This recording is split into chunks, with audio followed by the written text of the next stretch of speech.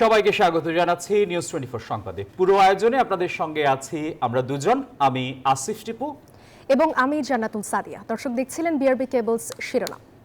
এবারে বিস্তারিত।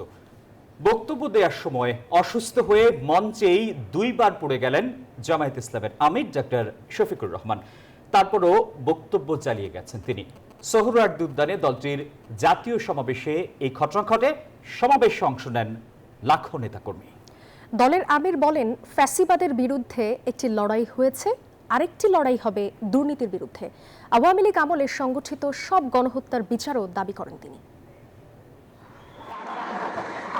তীব্র রোদ আর ভ্যাপসা গরম উপেক্ষা করে দাড়িপাল্লা স্লোগানে মুখরিত রাজধানীর সোহরাওয়ার্দী উদ্যান।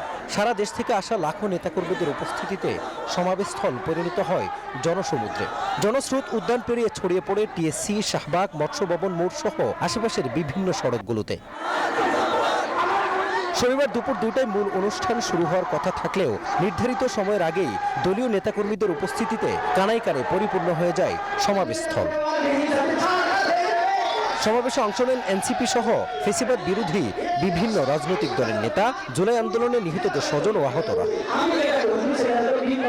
সমাবেশে জামাতের নেতারা বলেন, জামাত নির্বাচনমুখী দল, তবে যেনতেন কোনো নির্বাচনে তারা বিশ্বাস করে না। বলেন, যারা পিআর পদ্ধতিতে নির্বাচন চায় না তাদের উদ্দেশ্য ভালো না। চলমান সভ্যতা প্রয়োজন চ্যালেঞ্জকে সামনে রেখে আমরা একটি কল্যাণ, একটি সুশাসনের রাষ্ট্র কায়েম করতে চাই। পিআর পদ্ধতিতে টাকা দিয়ে ভোট কেনার কোনো সুযোগ নাই, সেই জন্য মতলব পূরণ হবে না। যেটা স্বচ্ছ নির্বাচন তার বিরোধিতা করা মানে হচ্ছে নতুন বাংলাদেশ গড়ার ব্যাপারে তারা সিনসিয়ার নয়। 18 কোটি মানুষের ভাগ্যের পরিবর্তন করতে হলে 18 কোটি মানুষের সৃষ্টিকর্তা মহান রব্বুল আলামিনের আইন দ্বারাই এই ভাগ্যের পরিবর্তন সম্ভব। দলের আমির বলেন, আগামীর বাংলাদেশ আর পুরনো ব্যবস্থায় চলবে না। আগামীর বাংলাদেশটা কেমন হবে? আমি বলি আরেকটা লড়াই হবে ইনশাআল্লাহ। একটা লড়াই হয়েছে ফ্যাসিবাদের বিরুদ্ধে, আরেকটা লড়াই হবে দুর্নীতির বিরুদ্ধে ইনশাআল্লাহ।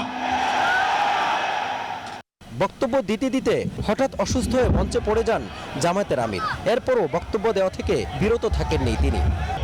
যারা ওই বস্তা পচা ব্যবস্থাপনায় বাংলাদেশকে আবার করতে চান, তাদেরকে আমরা বলি, জুলাই যুদ্ধ করে যারা জীবন দিয়েছে, আগে তাদের জীবনটা ফেরত এনে দেন।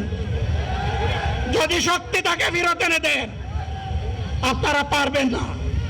যেহেতু পারবেন না, কাজেই নতুন ব্যবস্থায় নতুন বাংলাদেশ গড়ে তোলা হবে ইনশাআল্লাহ। জামাতের আমির বলেন, শাপলা, পিলখানা 24 সহ সব গণহত্যার বিচার করতে হবে। 7 দফা দাবিতে ঐতিহাসিক সোহরাওয়ার্দী উদ্যানে আয়োজিত জনসমাবেশের মাধ্যমে আগামী নির্বাচনের আগে রাজনীতির মাঠে নিজেদের অবস্থানই যেন জানান দিল বাংলাদেশ জামাত ইসলামী। সারা দেশ থেকে আগত দলটির নেতাকর্মীরা বলছেন, আগামী জাতীয় সংসদ নির্বাচন অবাধ ও সুষ্ঠু হলে সরকার গঠন করবে তাদের দল, প্রতিষ্ঠিত হবে কল্যাণমূলক রাষ্ট্র। সোহরাওয়ার্দী উদ্যান থেকে মাজহারুল ইসলাম, নিউজ 24, ঢাকা। যেন দেশের রাজনীতি নিতে যাচ্ছে ভিন্ন মোড়। জামায়াতে ইসলামের জাতীয় সমাবেশে সকল ইসলামিক দলের অংশ যেন নতুন জোটের আভাস, এমনটাই চিন্তা নিয়ে বাড়ি ফিরছেন সমাবেশে অংশ নেওয়া নেতাকর্মীরা।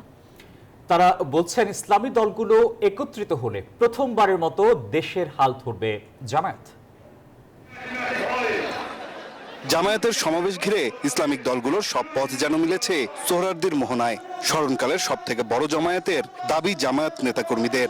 কারো হাতে দলের পতাকা, কারো হাতে প্রতীক দাড়িপাল্লা, স্লোগানে মুখরিত পুরো এলাকা। এদিন একই মঞ্চে দেখা যায় সবকটি ইসলামিক দলকে। এছাড়াও সমাবেশে অংশ নেয় গণ অধিকার পরিষদ ও জাতীয় নাগরিক পার্টি। তারা বলছেন, এদেশে আর স্বৈরশাসকরা মাথাচাড়া দিতে যাতে না পারে, সেজন্য দলমত নির্বিশেষে সবাই দাঁড়াবে একই প্ল্যাটফর্মে।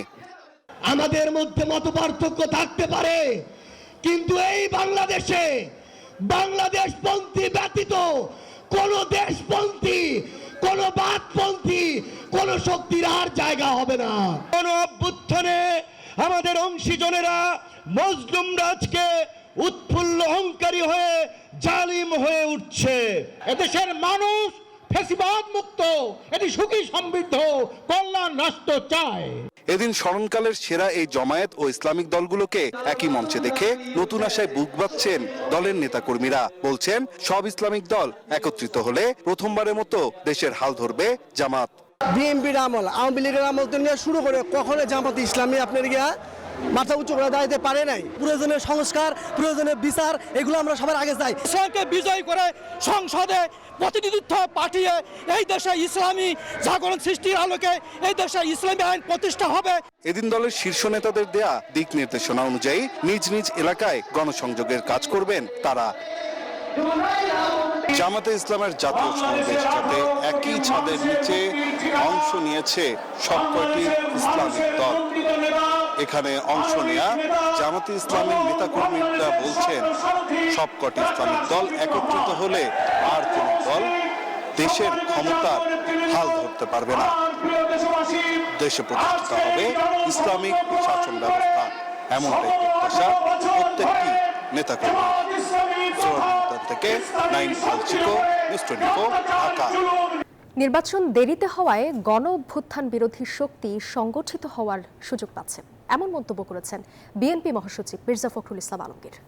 আর দলটির স্থায়ী কমিটির সদস্য সালাউদ্দিন আহমেদ বলেছেন, পিআর পদ্ধতির নির্বাচন আদায়ে মহাসমাবেশের নামে চেঁচামেচি করছে একটি দল। এসব বাদ দিয়ে মনোযোগ জনগণের ভোটদান অভ্যাসে দেওয়ার আহ্বান তার। শনিবার রাজধানীতে আলাদা অনুষ্ঠানে এসব কথা বলেন তারা। গণ অভ্যুত্থানের প্রত্যাশা ও দেশের গণতান্ত্রিক উত্তরণের পথ শীর্ষক আলোচনা সভার আয়োজন করে গণতন্ত্র মঞ্চ। যোগ দেন ফেসিবাদ বিরোধী আন্দোলনের নেতৃত্ব দেওয়া রাজনৈতিক দলের প্রতিনিধিরাও। সভায় আলোচনা সাপেক্ষে দ্রুত নির্বাচনের পথে যেতে অন্তর্বর্তী সরকারকে তাগিদ দেন বিএনপি মহাসচিব মির্জা ফখরুল ইসলাম আলমগীর। বহুবার বলেছি, আবারও বলছি যে কাল বিলম্ব না করে যত দেরি করছেন ততই কিন্তু পরিস্থিতি আরো গোড়াতে হচ্ছে। এবং সেই অভ্যুত্থানের বিরুদ্ধে যারা ছিল, বাংলাদেশের বিরুদ্ধে যারা রয়েছে, গণতন্ত্রের বিরুদ্ধে যারা রয়েছে, তারা আবার সংগঠিত হয়ে সেই গণতন্ত্রকে নস্যাৎ করার জন্য কাজ শুরু করেছে। বিএনপি মহাসচিব জানান, বিপ্লব নয়, রাষ্ট্র পরিচালনায় জনগণের সমর্থন চায় তার দল। আমরা বিপ্লব করে ক্ষমতায় যাওয়ার মতো আমাদের কোনো সামর্থ্য নেই এবং সেই ইচ্ছাও নেই। আমরা জনগণকে সঙ্গে নিয়ে নির্বাচনের মধ্য দিয়েই আমরা রাষ্ট্র পরিচালনার দায়িত্ব নিয়ে আমরা একটা কল্যাণমূলক রাষ্ট্র, গণতান্ত্রিক রাষ্ট্র, আমরা সকলের কাছে গ্রহণযোগ্য এই ধরনের একটা রাষ্ট্র আমরা নির্মাণ করতে চাই। এদিকে জুলাই অভ্যুত্থান ও গুজবের রাজনীতি শীর্ষক গোলটেবিল আলোচনায় যোগ দেন বিএনপির স্থায়ী কমিটির সদস্য সালাউদ্দিন আহমেদ। বলেন, গণ অভ্যুত্থানকে টিকিয়ে রাখতে নির্বাচিত সরকার প্রয়োজন। পিআরের যে পদ্ধতিতে ইলেকশনটা হচ্ছে, যে যার বাটোয়ারাটা পাবে এই নিয়ে ব্যস্ত আছে, কিন্তু ডেমোক্রেসির কি অবস্থা হবে, আমাদের দেশের কি অবস্থা হবে, স্থিতিশীলতা আসবে কিনা, কোনো গভর্নমেন্ট ফর্ম করার মতো কেউ কোনো মেজরিটি পাবে কিনা, এবং তাহলে অস্থিতিশীল একটা জ্বলন্ত পার্লামেন্ট হলে, অস্থিতিশীল গভর্নমেন্ট হলে নেক্সট দেশের কি অবস্থা হবে, এই সব কিছু তাদের মাথায় নেই। তাদের মাথায় আছে যে স্লাইস অফ কেক দিতে হবে, আপারে যদি কোনো রকমের সারা দেশ মিলে 3 লাখ ভোট পাওয়া যায়, একটা সিট তো পাবো, এরকম একটা চিন্তায় তারা আছে। সংস্কার নিয়ে বিএনপির বিরুদ্ধে অপপ্রচার চালানো হচ্ছে বলেও অভিযোগ করেন বিএনপির স্থায়ী কমিটির এই সদস্য। ফজলে রাব্বি, সৌরভ, নিউজ 24, ঢাকা। কারো পিআর বোঝাবুঝি নিয়ে সংস্কার কাজ আটকে থাকবে না বলে মন্তব্য করেছেন জাতীয় নাগরিক পার্টি এনসিপির আহ্বায়ক নাহিদ ইসলাম। দেশ করতে জুলাই পদযাত্রা কর্মসূচির অংশ হিসেবে কক্সবাজারের পথসভায় এ মন্তব্য করেন তিনি। এছাড়া বাংলাদেশে আর কোনো গডফাদার থাকতে পারবে না বলেও হুঁশিয়ারি দেন নাহিদ। এ সময় দলের অন্য শীর্ষ নেতারা উপস্থিত ছিলেন। পরে বান্দরবানের উদ্দেশ্যে যাত্রা করেন এনসিপির কেন্দ্রীয় নেতারা। দেশ গড়তে জুলাই পদযাত্রা কর্মসূচির অংশ হিসেবে কক্সবাজারে পথসভা করেছে জাতীয় নাগরিক পার্টি এনসিপি। শহরের প্রধান সড়কে 5 কিলোমিটার পদযাত্রা শেষে লালদিঘির পাড়ের পাবলিক লাইব্রেরির শহীদ দৌলত ময়দানে সমাবেশে উপস্থিত হন এনসিপির নেতারা। সমাবেশে এনসিপির আহ্বায়ক নাহিদ ইসলাম বলেন, কারো পিআর বোঝাবুঝি নিয়ে সংস্কার কাজ আটকে থাকবে না। সারা দেশের রাজনীতির রূপরেখার পাশাপাশি কক্সবাজারের রূপরেখা নির্ধারণ করা হবে বলে জানান তিনি। কে পিআর বুঝে কে পিআর বুঝে না, এর জন্য সংস্কার আটকে থাকবে না। আমরা জানি জনগণ সংস্কার বুঝে, জনগণ সংস্কার চায়। বাংলাদেশে আর কোনো গডফাদার থাকতে পারবে না, এমন হুঁশিয়ারি দেন নাহিদ ইসলাম। মাফিয়াতন্ত্র, গডফাদারতন্ত্র, স্বৈরতন্ত্র, পরিবারতন্ত্র, এই সব কিছুকে বাংলাদেশ থেকে উচ্ছেদ করতে হবে। জনগণের বাংলাদেশ, গণতান্ত্রিক বাংলাদেশ প্রতিষ্ঠা করতে হবে। পথসভায় দলের অন্য শীর্ষ নেতারাও বক্তব্য রাখেন।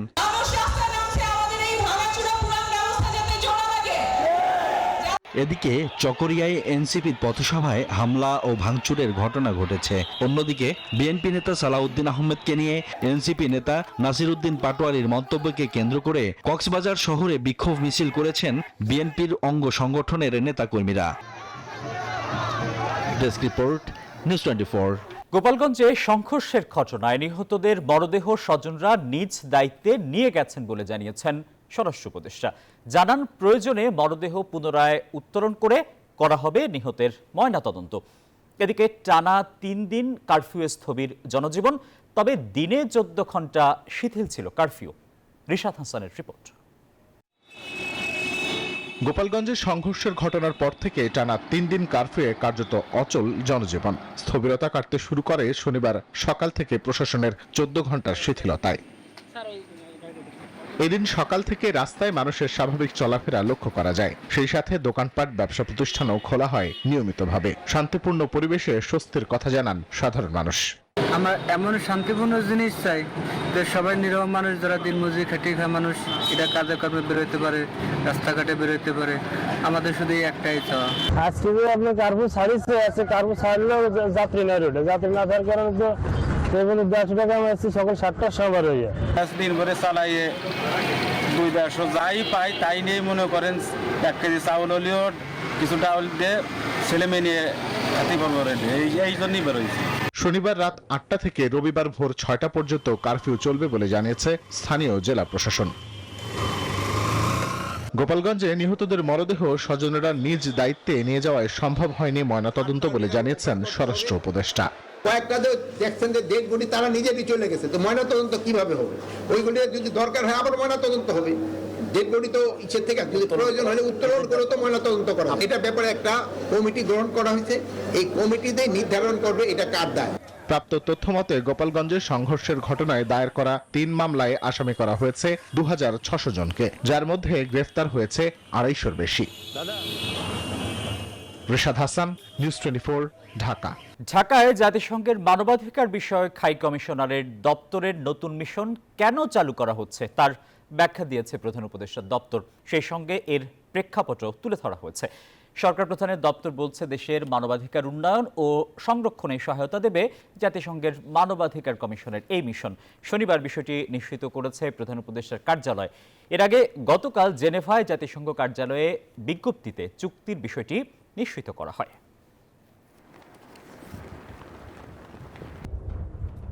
জাতিসংঘ মানবাধিকার কমিশনের সঙ্গে ঢাকায় অফিস স্থাপনের চুক্তি বাতিলের দাবি জানিয়েছে হেফাজতে ইসলাম বাংলাদেশ। না হলে কঠোর কর্মসূচির হুঁশিয়ারি দিয়েছে সংগঠনটি। এ বিষয়ে শনিবার সংবাদ মাধ্যমে একটি বিবৃতি পাঠানো হয়েছে। তাতে হেফাজত নেতারা বলেছেন, টানা প্রতিবাদ, বিক্ষোভ ও উদ্বেগ সত্ত্বেও ঢাকায় এই অফিস স্থাপনের সমঝোতায় সই করেছে অন্তর্বর্তী সরকার। নাগরিকদের মতামত ও উদ্বেগ উপেক্ষা করে স্পর্শকাতর ইস্যুতেও এই একতরফা সিদ্ধান্ত নেওয়া হয়েছে, যার তীব্র প্রতিবাদ জানাচ্ছে হেফাজত।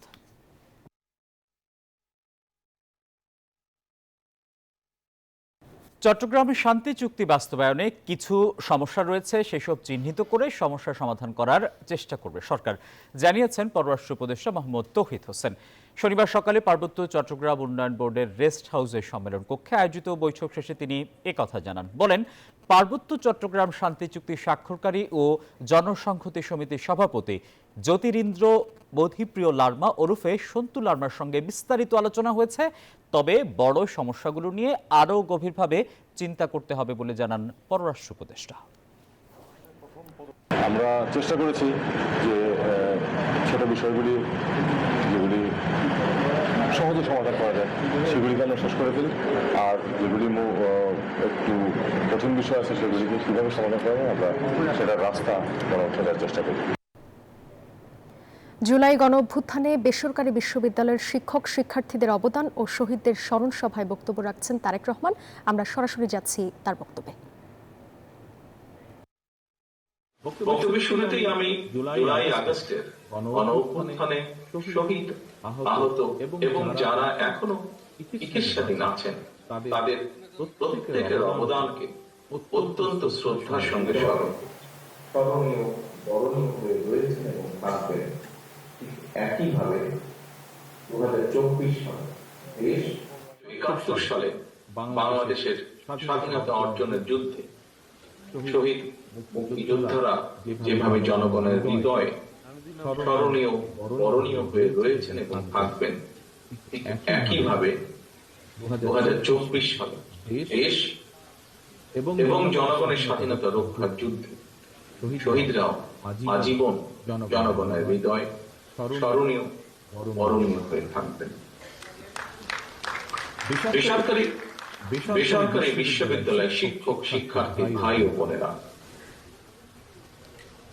কোটা সংস্কার এবং ফ্যাসিবাদী পতনের দাবিতে গত বছর গণঅভ্যুত্থানের ঠিক এই সময়টি ছিল অত্যন্ত উত্তাপ।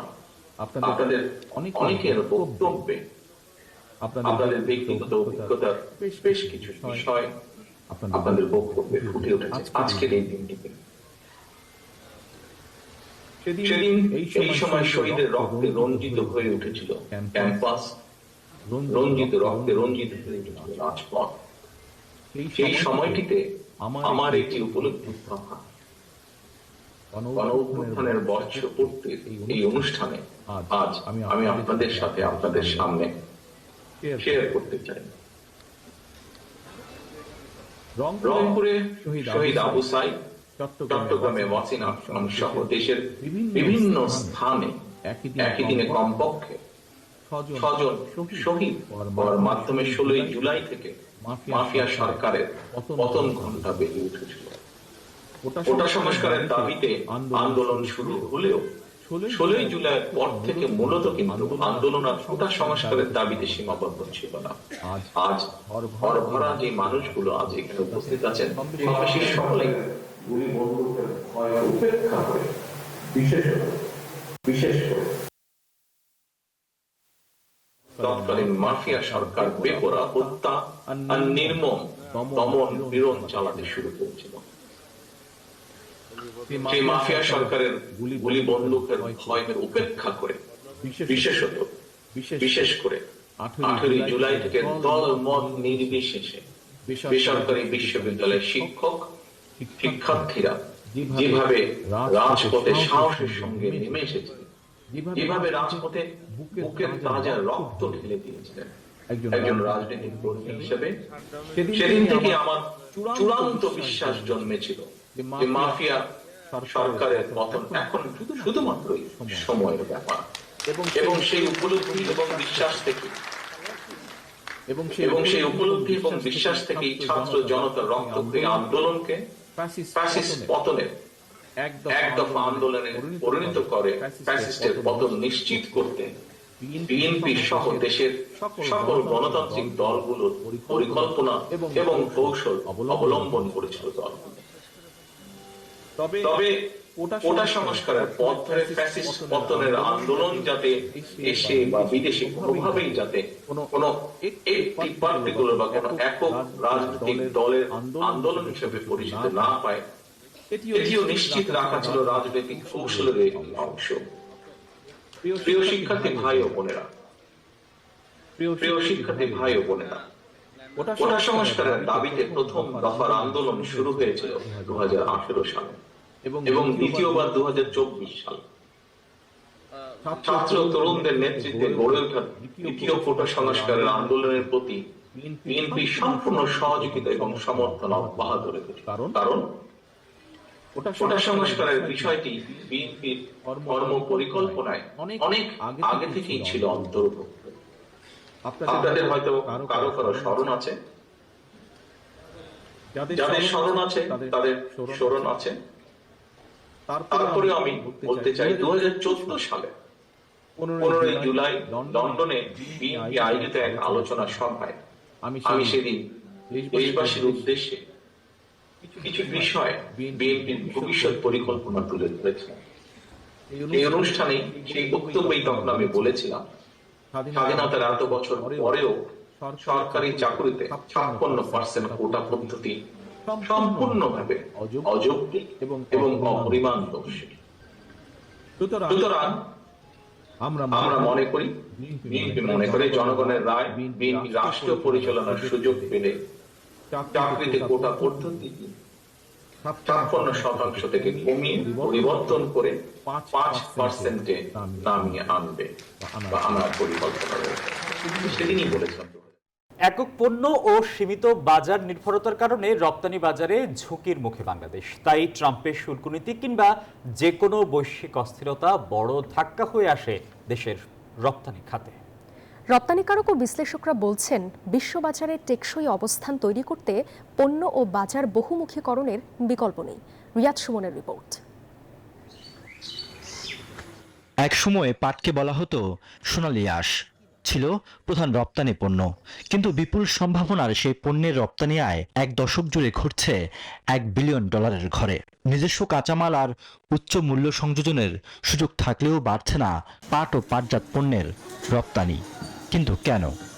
গার্মেন্টসকে ডেভেলপ করার জন্য সরকারের বেশ কিছু নীতি সহায়তা ছিল, সেখানে হচ্ছে ট্যাক্স, ভ্যাট এবং হচ্ছে বন্ড। আমাদের অন্য সেক্টরগুলো কিন্তু সেই সুযোগগুলা পাচ্ছে না। আরেকটা বড় চ্যালেঞ্জ যে আমরা খুব লিমিটেড কিছু মার্কেটের উপর ফোকাস করে কাজ করছি, যে সমস্ত দেশগুলোতে মূলত আমরা ট্যাক্স বেনিফিটটা পাই। অন্য মার্কেটে যদি যেতে হয় তাহলে ট্যাক্সের একটা ব্যারিয়ার আছে। একই অবস্থা চামড়া খাতেও। উন্নত কাঁচামাল থাকা সত্ত্বেও নানা জটিলতায় রপ্তানি বাড়ছে না চামড়া ও চামড়াজাত পণ্যের। সম্ভাবনা থাকলেও কৃষিপণ্য, ক্ষুদ্র প্রকৌশল কিংবা ঔষধ শিল্পেও রপ্তানি উল্লেখযোগ্য হারে বাড়েনি। হিসেব বলছে দেশের $5,500 কোটি রপ্তানির 85% আসছে তৈরি পোশাক থেকে। মার্কিন যুক্তরাষ্ট্রের অতিরিক্ত শুল্কের চ্যালেঞ্জ তো আছেই, আবার নভেম্বর 2026-এ আমরা এলডিসি থেকে বেরিয়ে যাব, তখন আমাদের অনেক দেশে শুল্কমুক্ত প্রবেশাধিকার থাকবে না। তখন তো আমাকে উৎপাদনশীলতা, দক্ষতা, অন্যান্য যেসব অনুঘটক আছে আমার প্রতিযোগিতা সক্ষমতা বৃদ্ধি করার, সেগুলোর উপরে নির্ভর করতে হবে। কিন্তু সেই রপ্তানিও হুমকির মুখে পড়েছে ট্রাম্পের নতুন শুল্ক নীতির কারণে। কেননা দেশের তৈরি পোশাকের মোট রপ্তানির অর্ধেকই যায় মার্কিন যুক্তরাষ্ট্রে। বাকি রপ্তানির বেশিরভাগেরই গন্তব্য ইউরোপে। একদিকে একক পণ্য নির্ভরতা, অন্যদিকে বাজারেও নেই বৈচিত্র্য। তাই যে কোনো বৈশ্বিক অস্থিরতায় নড়বড়ে হয়ে পড়ে দেশের রপ্তানি বাণিজ্য। আমেরিকার মার্কেট থেকে যখন আমাদের এই বড় বড় ফ্যাক্টরিগুলি যারা আমেরিকাতে এক্সপোর্ট করে, তারা যখন ওখান থেকে সরে যাবে, তাইলে তখন কিন্তু তারা গিয়ে কনসেন্ট্রেট করবে গিয়ে ইউরোপ, এক্সিস্টিং আদার্স যে মার্কেটগুলো আছে সেখানে। তাহলে সেখানে কিন্তু একটা আনহেলদি কম্পিটিশন কিন্তু তখন তৈরি হয়ে যাবে। সরবরাহ সক্ষমতা যতক্ষণ আমি বাড়াতে না পারছি, আমি তো এই যে সম্প্রসারণশীল বাজার, একবিংশ শতাব্দীতে আমরা যেটাকে এশিয়ান সেঞ্চুরি বলি, ওই বাজার তো আমরা তো ধরতে পারছি না। 2026 সালে এলডিসি উত্তরণের পরও রপ্তানি বাজারে প্রবৃদ্ধি ধরে রাখতে এখনই সরকারকে পরিকল্পনা নেয়ার পরামর্শ দিয়েছেন বিশ্লেষকরা। Riyad Sumon, news 24, Dhaka. Asian duplex টাউনের ব্র্যান্ড অ্যাম্বাসেডর হিসেবে চুক্তিবদ্ধ হলেন জনপ্রিয় টিভি ব্যক্তিত্ব তৌকির আহমেদ ও বিপাশা হায়াত। রাজধানীর বনানীর এক হোটেলে চুক্তি স্বাক্ষর করেন এশিয়ান ডুপ্লেক্স টাউনের ম্যানেজিং ডিরেক্টর মীর আফসার আলী এবং টিভি ব্যক্তিত্ব তৌকির আহমেদ ও বিপাশা হায়াত। আরও উপস্থিত ছিলেন এশিয়ান ডুপ্লেক্স টাউনের DMD Mir Kawsar Ali, senior ED Chowdhury Kamrul Hasan, senior manager brand Sakib Hossain Arko, বিজ্ঞাপনী সংস্থা প্রিয়ন্তীর সিইও মনোয়ার পাঠান এবং মে অ্যাডভার্টাইজিংয়ের group account director Azhar Ali Chowdhury সহ এশিয়ান ডুপ্লেক্স টাউনের ঊর্ধ্বতন কর্মকর্তাবৃন্দ।